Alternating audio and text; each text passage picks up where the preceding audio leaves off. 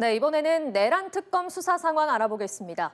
특검은 오늘 김주현 전 민정수석과 김성훈 전 경호처 차장 등 윤석열 전 대통령과 가장 가까이 있던 인물들을 소환해 조사를 이어가고 있습니다. 서울고검에 나가 있는 취재기자 연결해 자세히 알아보겠습니다. 김태욱 기자.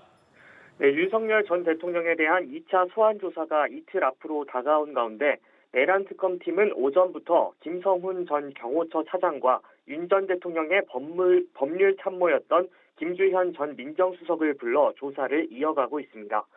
김 전 차장과 김 전 수석은 오전 9시 30분 전후로 이곳 서울고검에 잇따라 도착해 취재진 질문에 답을 하지 않은 채 건물로 들어갔는데요. 특검은 김 전 수석을 상대로는 비상계엄 선포 및 해제 과정과 사후 선포문이 작성됐다 폐기된 경위, 대통령 안가 회동에 관한 의혹 등을 조사하고 있는 것으로 알려졌습니다.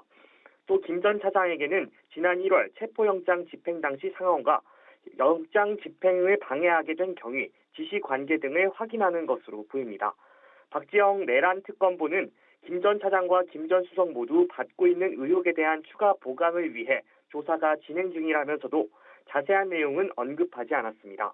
또 심야 조사는 필요시 조사 대상자들의 허가를 받아야 하기 때문에 심야 조사를 진행할지 여부는 아직 확인이 어렵다고 말했습니다.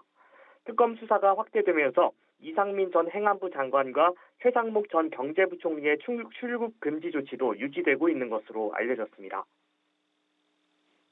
순직해병 특검 상황도 전해주시죠. 네, 순직해병 특검 역시 주요 인물들에 대한 출국 금지에 나섰다고 밝혔습니다. 정민영 순직해병 특검부는 오늘 브리핑에서 이종섭 전 국방부 장관과 김계환 전 해병대 사령관, 임성근 전 해병대 1사단장 등에 대해 출국 금지 조치를 했다고 말했는데요. 또한 임성근 구명로비 의혹이 제기된 김건희 여사의 측근, 이종후 전 블랙펄 인베스트먼트 대표에 대한 출국 금지 조치를 내린 상태라고 밝혔습니다. 순직해병 특검은 이 전 장관 등에 대한 압수수색 영장 청구도 검토하고 있다고 밝혔는데요. 어제 첫 소환자였던 임성근 전 해병대 1사단장에 대한 조사가 이뤄졌지만 업무상 과실치사 관련 질문들에 대해선 대부분 진술을 거부했다고 설명했습니다.